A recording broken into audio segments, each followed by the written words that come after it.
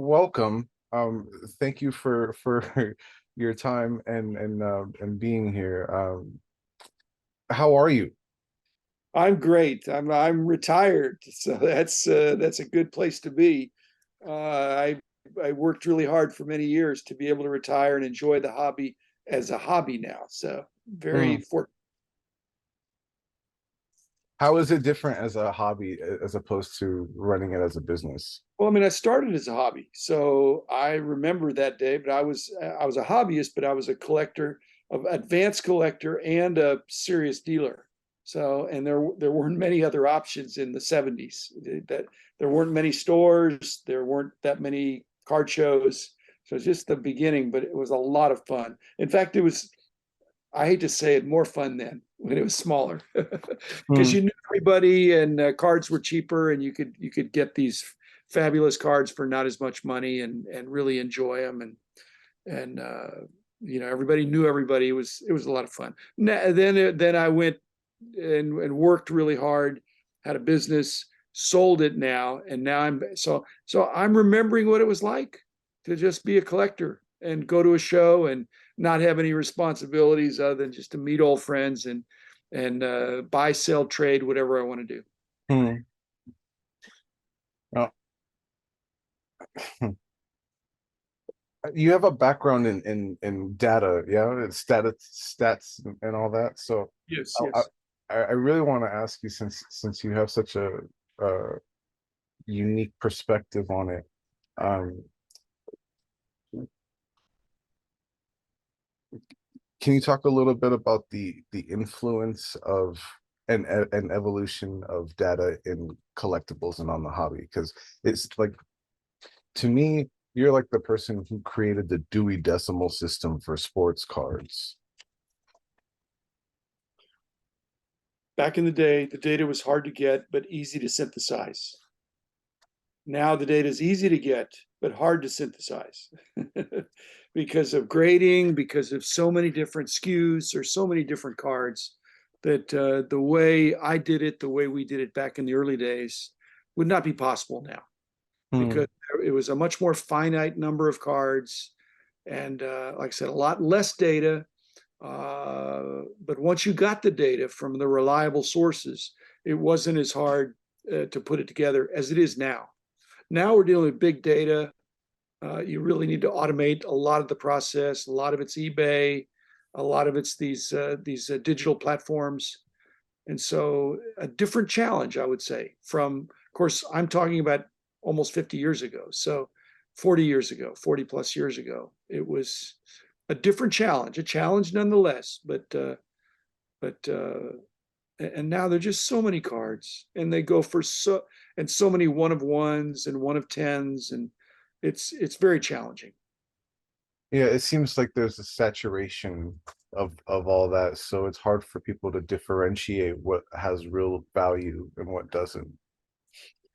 Well, they have a hard time, except that somehow they find prices that they're apparently comfortable to pay, and dealers have prices they're comfortably willing to sell the cards for. I mean, because I think a lot of these cards now are not selling as much by auction as they are by fixed price, where you throw something out there, if it sells, then that's the price. That's the new comp.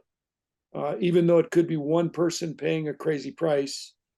Uh, when we were doing the price guides back in the day, it was always trying to find, it was the price that a willing, knowledgeable seller would sell to a willing, knowledgeable buyer.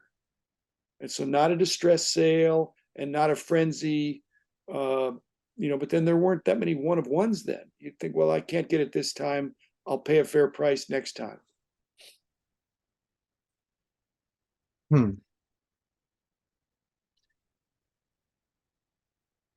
So how it just raises the question to me that, since there's these new challenges, what would you suggest to someone who is a buyer now that wants to get into collecting, that isn't very knowledgeable about, this whole, ecosystem of cards, that, and how can they like navigate through that and find something and not get, some kind of predatory thing where they're having their being bilked out of their money, because like it seems like, that's an honorable way to have done the aggregate of data is by a knowledgeable seller and a knowledgeable buyer, and there's no kind of predatory one-upsman kind of thing going on. It's just a fair trade.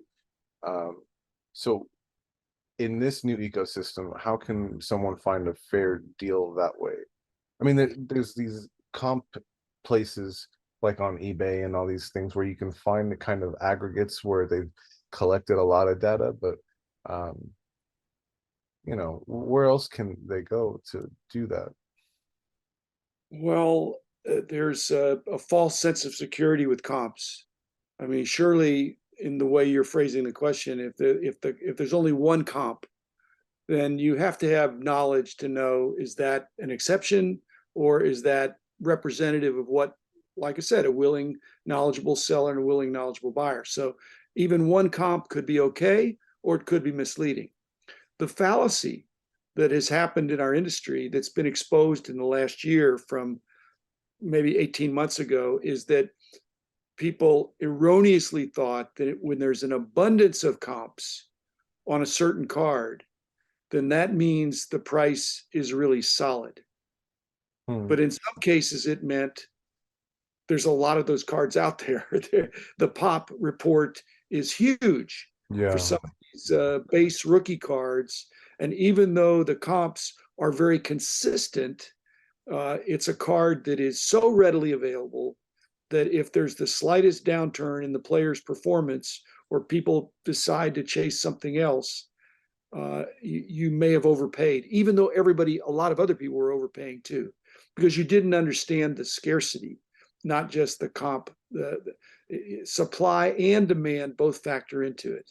And if Yeah. you just only look at the comps and take them without further analysis, you wouldn't be the only one that would have a bad deal, but you could be with a whole bunch of people that overpay because they blindly follow the comps. I think that's really astute. You know, um, a lot of people look at the comps and say, well, yeah, you know, they are not looking at the whole picture when they're just focusing so much on what something else sold for that's similar. Um, where else can they find that information so that they can be more informed buyers and sellers and all that, and collectors? Well, let me give you one other part of the puzzle that we did that I don't think other people were doing when we were doing it back a long time ago. Is it's not just the comps of what's sold, but you can use your eyes and your ears for through social media, whatever platform, any place where cards are sold, to see what is not selling at what price, especially if it's graded. If you see that here's a card that's available at this price, it's not selling, it's still available, but then there's a comp that says it's this price. Well, you have to factor in the fact that, even if that's the comp, if it's available at that other price right in front of your eyes at a card show, or if you're at Burbank and you're looking at the case, the showcase, and it's right there and you can buy it and maybe even get a little bit better price. So I think if the comp is higher, then I don't want to pay the comp. I want to pay the lowest price.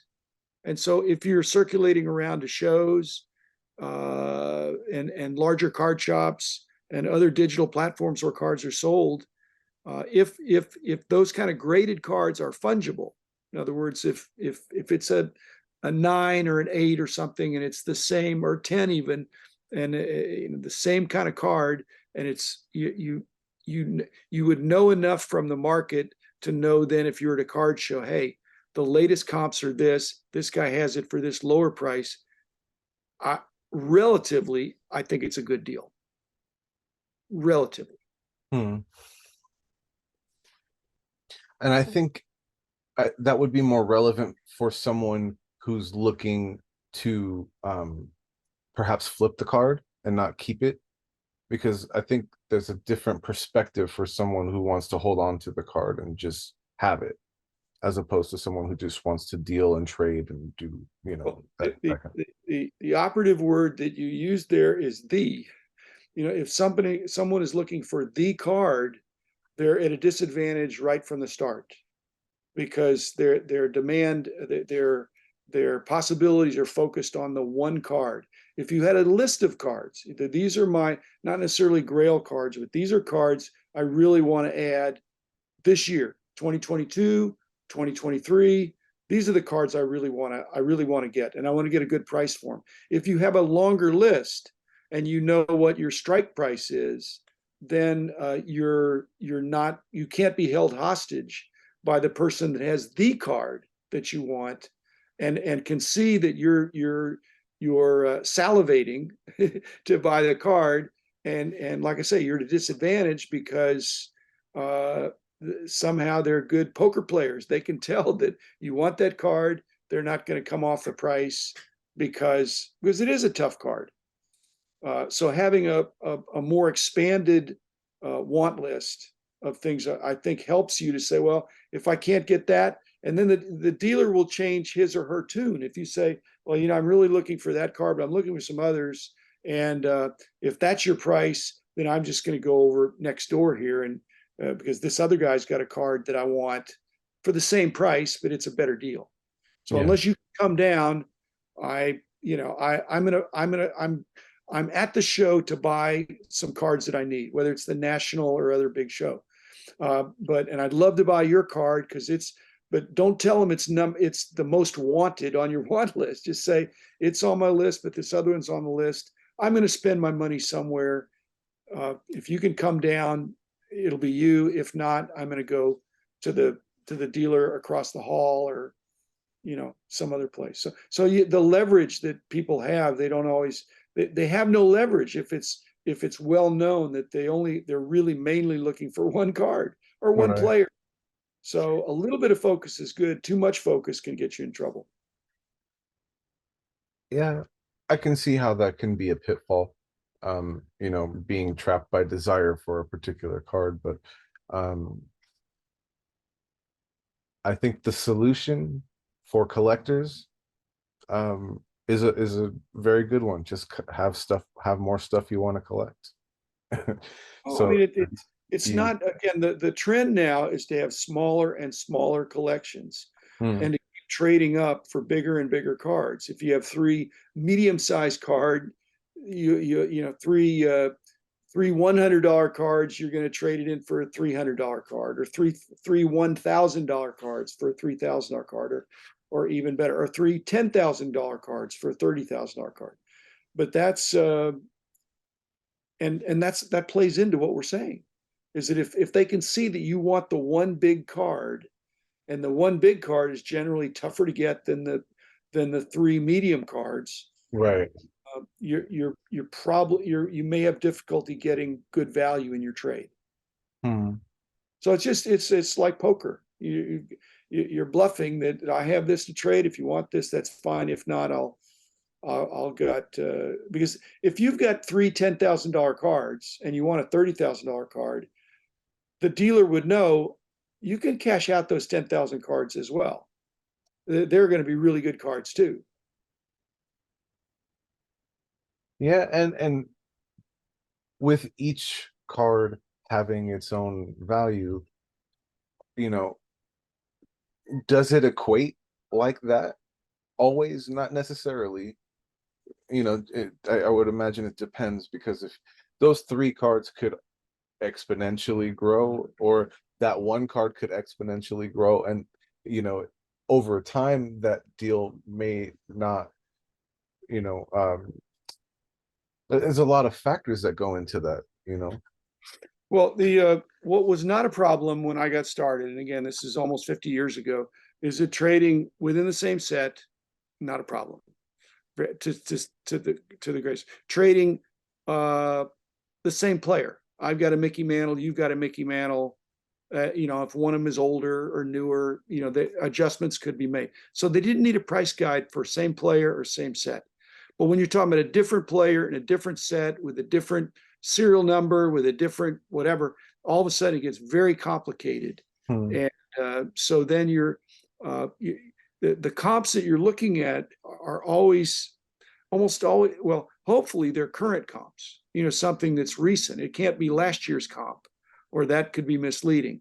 But even if they're yesterday's comps, the dealer, generally it's the dealer that pulls the trigger on these deals, I think.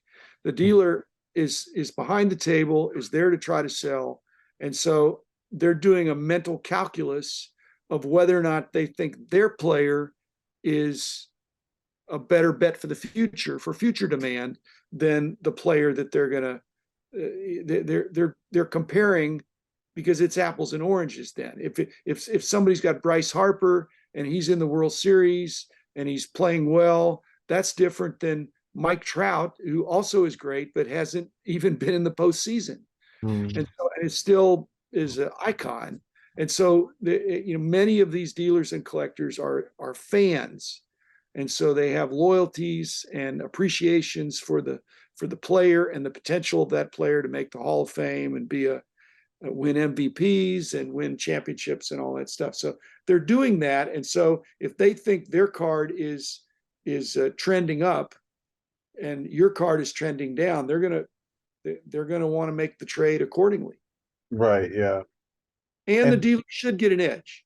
The and dealer has expenses. The dealer should get an edge. It shouldn't be a even trade. The dealer should get a better deal because he's paying all those expenses. He or she. yeah. Yeah.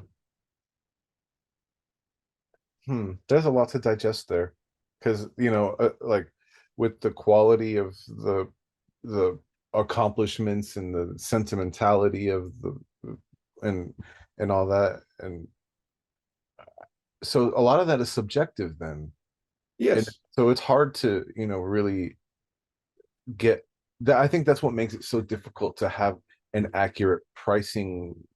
Well, you're acting surprised that it's subjective. Of course, it's subjective. That's part of the dynamic element of it. That's what makes it interesting. It doesn't mean there's not skill involved, but there's a lot of uncertainty too. There's injuries. There's your teammates can let you down. You could have a great season, but your teammates do terrible. And so the dynamic element is what makes it exciting. That you can't know for sure, but these are if you're armed with knowledge, some experience from the past, and knowing what's going on right now, and I like my chances. I like my chances. I'm going to be right more often than I'll be wrong, Hmm.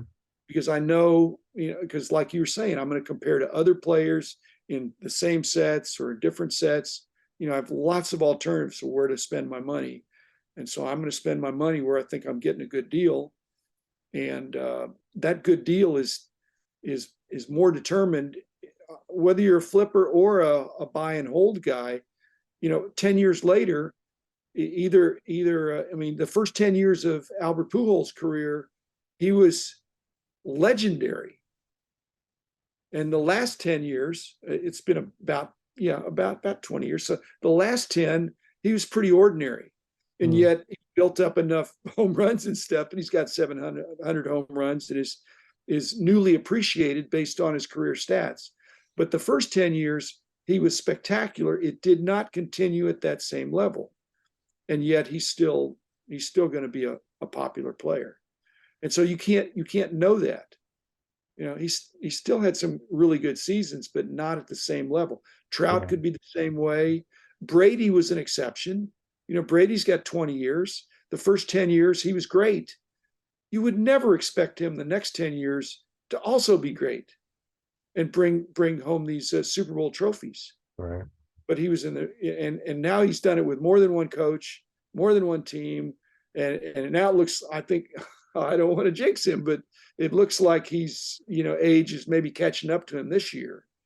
But so anybody that was getting on the Brady train in 2010 or 2012, somewhere in there, thinking that, hey, he's great, but maybe I'm going to sell because he's already hit the plateau or something.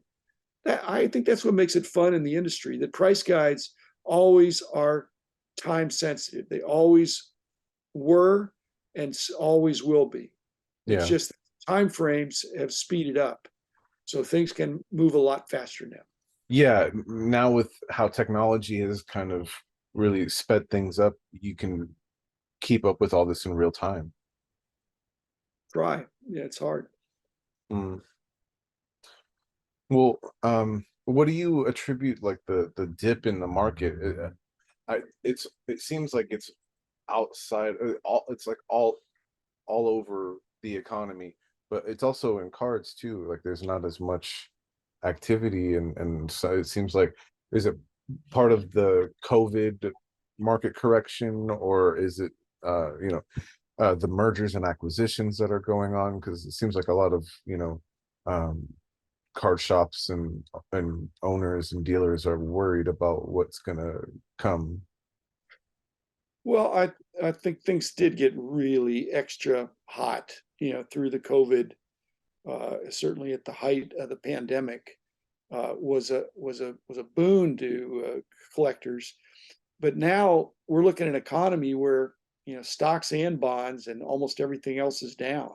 Mm, Always try to say that the card market, that sports cards are, and even trading cards in general, they're like just like the stock market. They're sectors, and so it's rare that every sector is down. Investors are looking for which sector is going to be hot next quarter or next mm, month, or where should I invest right now? And I think sports card and trading card collectors are doing that too. They're looking for the next thing, because some of the baseball or basketball especially was perceived as being kind of bid up pretty high relatively. But that's the same thing stock market investors do. But here's the thing: I don't think there's a lot of people that complain about the stock market, but there's not as many that totally get out. They move their money around in there to with something, and you shouldn't just move it down just because something went down, because it could bounce back up, because everything went down, in the stock market. And mm, that's what card collectors need to be saying, is that, if there's a general decrease, especially of cards that had dramatically increased over the last couple of years. And so they've gone down to prices and values that are still way more than they would have been 3 years ago. mm, Then it's only a problem for the people that bought at the peak. But that happens in the stock market too. If you bought at the peak of the stock market, then you're feeling pretty stupid right now, because you've lost 20%. But some of those same stocks that lost, they're not all going to bounce back, but the ones that have real value, just like some of the players uh, and sets, and where the supply and demand is well understood. I think a bunch of them will bounce back, but not everything. So mhm, if it was everything, that would be deterministic and systematic, and that'd be fun if you were in the know. But no, I mean, I was in a great position to see so much, and I couldn't know everything. I really, our job was to figure out what are cards selling for right now. In my mind, I said I think this is still going to go up, but I didn't publish that because the price guides are for the month or for the year. This is what the card is mhm. selling for right now. But every dealer, every collector, I think, ought to be thinking, what do I think the future value of this card is? And you should sell if you think the future value is lower and you don't have a sentimental attachment. Mm, And you should buy if you think the future value is going to be more, uh, if if that's the way you want to do your hobby. yeah. But it Uh, requires predicting the future, and that's, people can't do it perfectly for the stock market, so no one can do it here either. If the Phillies or the Astros, whichever one wins the World Series, it might cause a temporary blip, but unless somebody is an enduring superstar, their demand is not going to continue to increase. It has to be in every sport. There has to be this sense that I want this guy's cards, or this performer, whatever, celebrity, female tennis player, baseball player, hockey player, whatever. And I think it correlates more with when that team is in town, I want to go see that guy play. And they don't do that for relief pitchers. They don't usually do it for most defensemen. They Hmm. don't do it for they want the strikers in soccer. They want they want the scorers, the ball dominant players in basketball, and the quarterbacks in football. Tom Brady's coming to town. I want to see him play one last time. Okay, Hmm. that's the kind of passion that generates interest from the fan. I want to go to the game. I want to get his memorabilia. They're not doing that for offensive linemen. They're not going to the game to see the offensive linemen. Therefore, the demand can even Aaron Donald, one of the outstanding defensive players. His cards go for peanuts Hmm. compared to offensive players and quarterbacks for sure. So you just have to get inside the mind of the collecting public, and they want cards of their heroes, and a hero could go to the next level, or the hero could get caught. Fernando Tatis Jr. could get caught, taking something he shouldn't have taken, and Hmm. then it's got to have a little bit of dip on his cards. But if you want to be bold, you say he's going to come back wiser and smarter and well rested, and uh, and, and I'm going to buy him on the dip, Hmm. but it might not be a dip. So there are no sure Right. things. Yeah, yeah. And I think you're touching on a lot of really important things, like just trusting yourself with and equipping yourself with as much knowledge as possible, and um being as informed as possible. And you know no one can predict the future with 100% certainty. So you're kind of working in probabilities and a bunch of different areas. And um But I would say it'd be good to have, if you had two friends, they used to make a joke about this. You got this one friend on your left shoulder, and sometimes it's the angel and the devil, but you've got this situation where you ought to have a friend that's saying, "Hey, hold off, I don't think you should do that," and another friend that says, "Hey, full speed ahead." You need both that tension of somebody that's saying, "Hey, put the brakes on," and somebody that's speed it up. And if they give you their logic, their reasoning, then you could say, I'm going to go with it. But most people don't do that. They have yes men and yes women in hmm, their, not necessarily family, but people that say, hey, if you think that's a good idea, go for it. Instead of saying, well, there's another deal over here that's even better. Why don't you consider that? And so I've always tried to have people that were, when we were getting price information, there's optimists and pessimists. And I tried to cut through that by just saying, look, I know you think it's going down or you think it's going up, but what is it right now? That was the operative question for me back in the 70s and 80s. What's it going for right now? But if you're an investor or a hobbyist, you still need to be thinking, what's it going to be in the future? And if it's a popular player that's going to increase in popularity, I like the chances. hmm.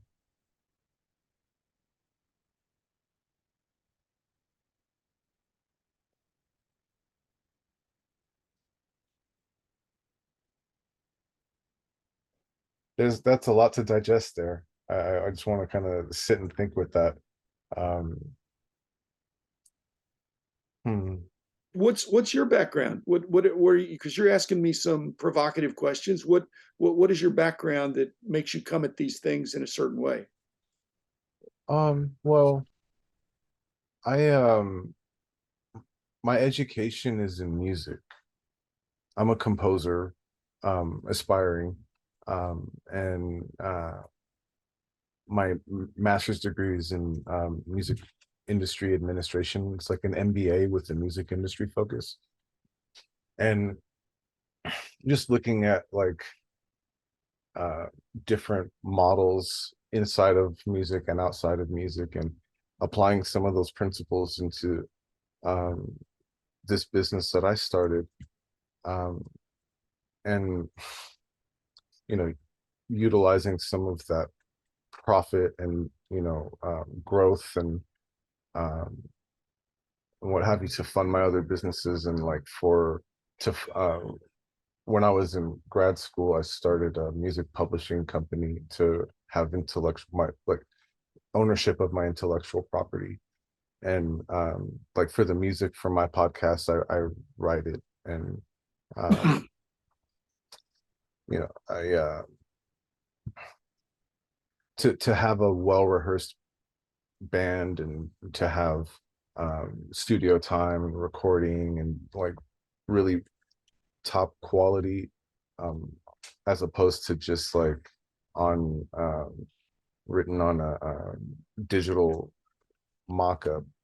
It makes a qualitative difference, but it costs. So, um, I'm using my skills in these other areas, and as an artist, you have to have a bunch of different revenue streams. So I've created this as a way to, something that fun that I did when I was a kid. I can have as another way to increase my revenue and help fund my lifestyle, my businesses, and start a family, that kind of thing. Well, I think math and music are connected. Hmm. I think people wrongly think that music is just the free spirits. It's just kind of, and really, I think there's some structure there, and it's not it's quasi mathematical. It's not purely mathematical, but there's some rhythm, not in the sense of rhythm, but I mean there's some kind of rules of what is usually done, and sometimes people create new forms of music, but there's some underlying structure. And I think that's one of the things I tried to not impose but try to clarify back when I got started, is that it was kind of an unstructured hobby. And so it's like a symphony without a conductor. And I'm not saying I was the conductor, but if I tried to provide some reasonable music that people could say, okay, this, for example, these are fair trade values for these disparate cards in different sets, different players, and here are the relative values of how this can all work together. So I think there's some parallels to music. Uh, a lot of collectors love music, Mm-hmm. for sure. There's a couple of musicians that are collectors. Aoki, he has his own company with the MetaZoo, and Drake was the guy that got the logo man. He was ripping how like millions of dollars worth of flawless trying to find that thing too.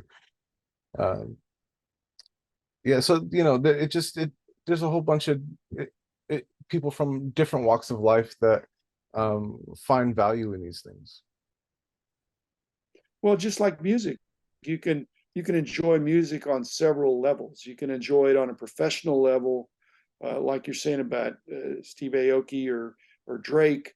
I mean, they can enjoy it on a much higher level, the music and cards, because their success has afforded them that opportunity. But just like you can enjoy music without spending a lot of money, you can enjoy card collecting without spending a lot of money too, and you can enjoy it. Then you can kind of move up in your appreciation and understanding of music, and you can move up in your appreciation and understanding of card collecting and buying and selling. Yeah, I agree. I think that would be something that I would say to beginning collectors is to go for stuff that is not expensive. Because if you don't spend all your money trying to get some of these cards when you don't know what they are.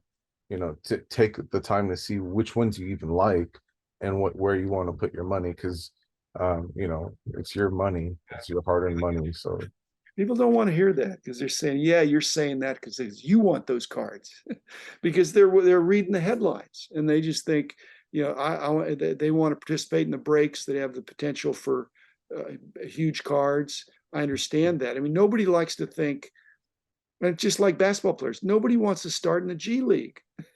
In baseball, nobody wants to start in the minor leagues. They want to right, they want to get drafted and go straight to the starting lineup, and that very rarely happens. that's But very funny. that's what they aspire to. So with card collecting, to suggest that somebody's got to start in the G League is an insult to them. And in spite, they ought to take it as wise advice, but they think, no, you want all the glory in the NBA, and you want me to, go play in Europe for a while, or something. I want the glory, and the glory comes with the big cards that I either traded for it, bought it, or got it in a break, and I'm gonna have my 15 minutes of fame. Oh, I think you're touching on something that is really a prevalent issue in America, and not just in cards, but just in general, just like our, the human condition with the, um, it's a very narcissistic kind of thinking to want to be on top before you even start. Um, Yeah, it kind of discounts all the work that the people that are there did in the first place to get to that point.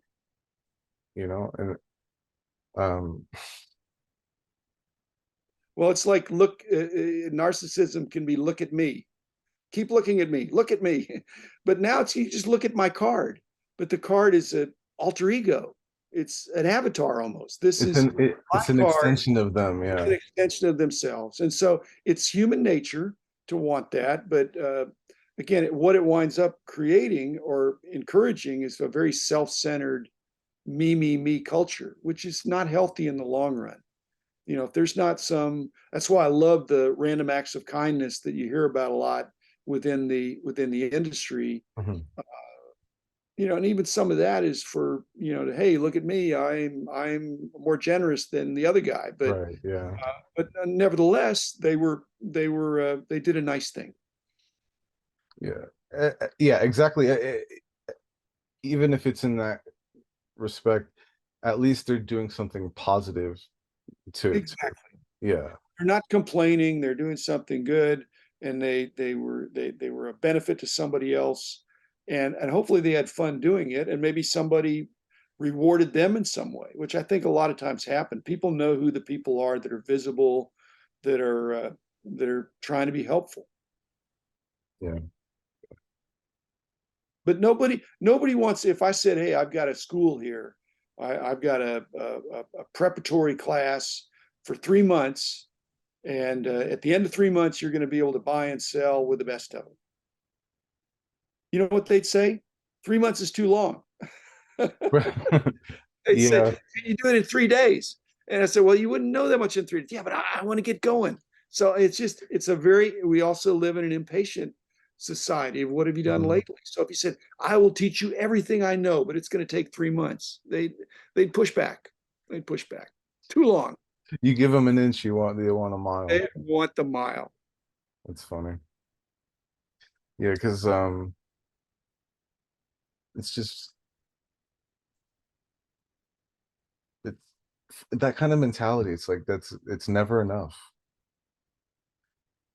Well, some of the savvy YouTubers and Instagrammers are able to tap into that. Instead of wondering about it, they're understanding that that is the mindset, and they're going to play into it. They're going to lean into it, Yeah. and so they're feeding that. They're scratching that itch. Yeah, I don't know if that helps or hurts people. Well, it hurts them if they don't know what they're doing. Yeah. But I would say participating in certain breaks is probably equal to going to Las Vegas. You're probably going to lose, but you might win. You're going to hear more about the winners than the losers. And Mhm. occasionally you're going to hear about some big winners. And and I bet it's equivalent fun, to spend a weekend in Vegas or spend a weekend at a card show, and or participating in breaks or something. If it was the same amount of money, I think it's similar enjoyment. And Yeah. but Las Vegas is uh, is long odds too. It's like You being at the craps table. and not most people are not going to win. In Yeah. fact, the longer you stay, that's what's different about card collecting. Is that the longer you stay at card collecting, I believe the better you will get. You will learn from your mistakes, and so if you keep at it, whereas Las Vegas, you can get better at blackjack. because you refine your technique. But most of the casino games, they're just luck. They're just luck. You play roulette, oh, I got a strategy to put it on, on the 00 or something. It's really luck. And card collecting, eventually, if you get enough knowledge, I think it becomes more skill. But like we're saying, that first 3 months, probably pretty much luck because you don't have a lot of skill yet. And I want to learn, just like everybody says, I want to learn from other people's mistakes. I don't want to learn from my own mistakes. I don't want to make mistakes. I want to observe other people's mistakes and say, I don't want to do that. I'm not going to fall in that trap. Right. Yeah. And yeah, no one really wants to make mistakes, but I think that's part of the learning process that um people are afraid of. I've made some mistakes in trying to get this business started, and um I had the wrong comps for cards, and my thing wasn't set up right for shipping, and now I have it right where it's free shipping for everyone, and makes it easy for people to buy from me. But it's just. Well, you want to avoid catastrophic mistakes, and basically that's why if you start slower, you can learn from, because what I tell, I'm old now, so I meet with younger guys and I say, don't expect to go through life undefeated, but you're a winner, which means you're going to win more than you're going to lose, but you don't want to have expensive losses. You want to continue playing to win, knowing that you're not going to win everything you do, but you can't go to Vegas and your first bet put all your money on one thing, and then you miss, and then what do you do the rest of the weekend?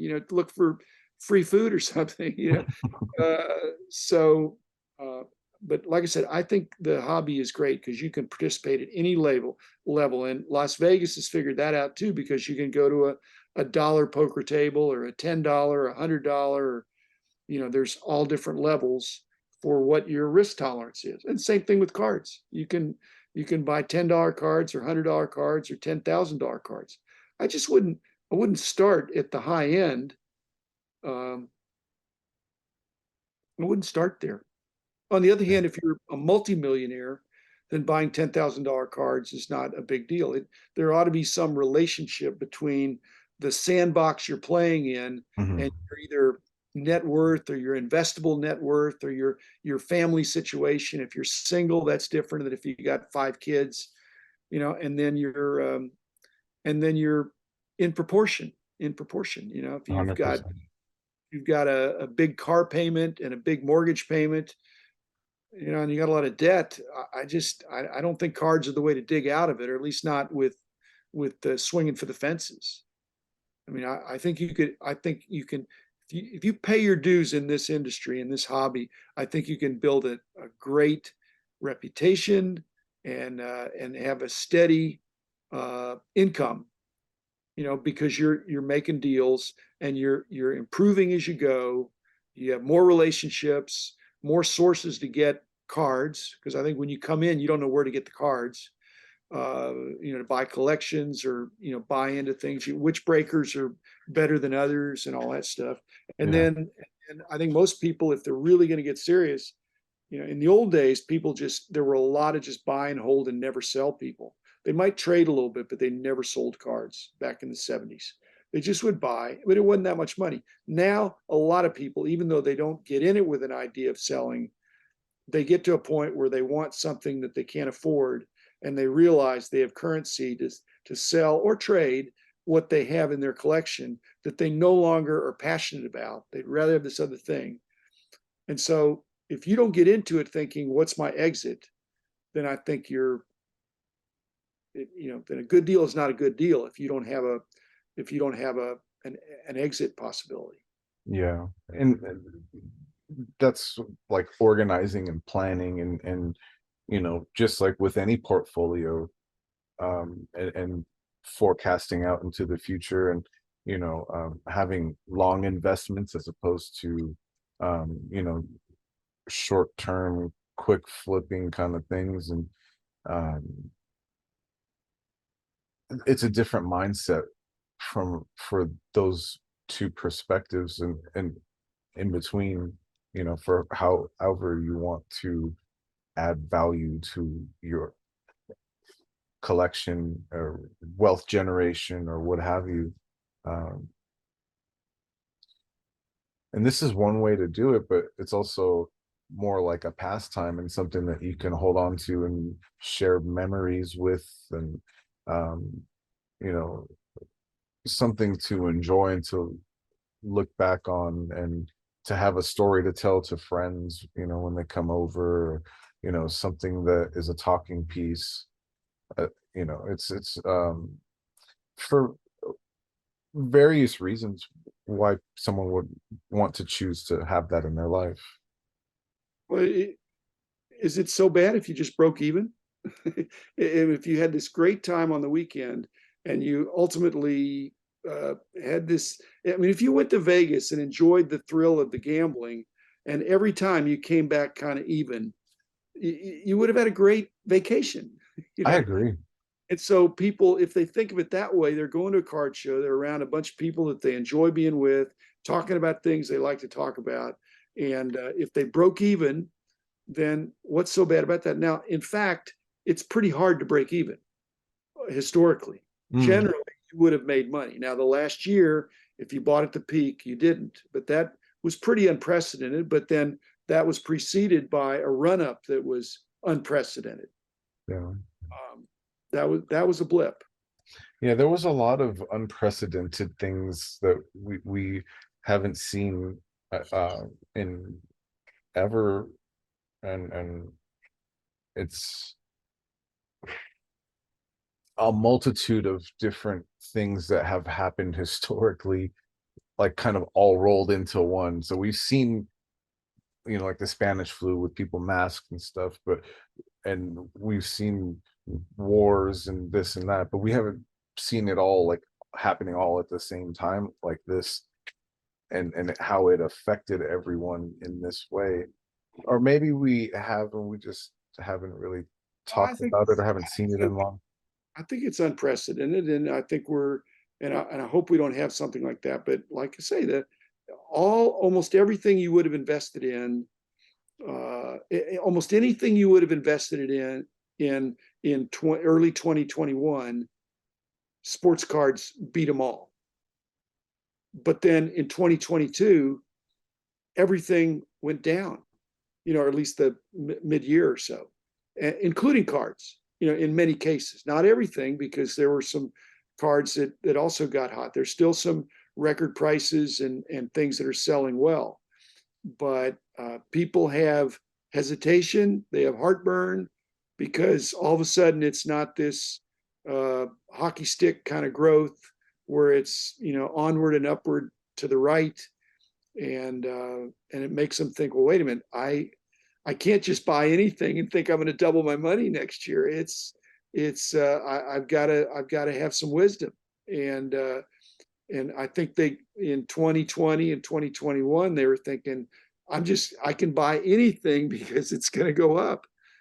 And they were doing all these comparisons to other kind of outrage. They were comparing to comps that were already pretty outrageous. They were comparing to world record price comps. Right. And so then everything else looks good.